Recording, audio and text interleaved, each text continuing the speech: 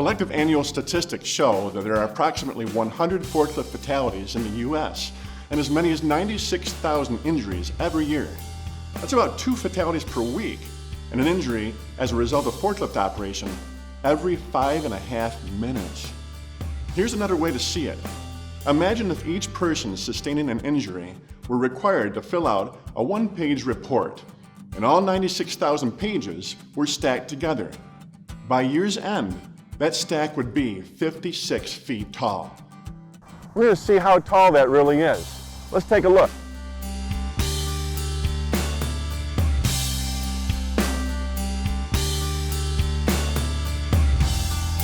And of this stack, how much would it take to make a difference in your organization? Right here, just 1. With your help, these numbers can be reduced.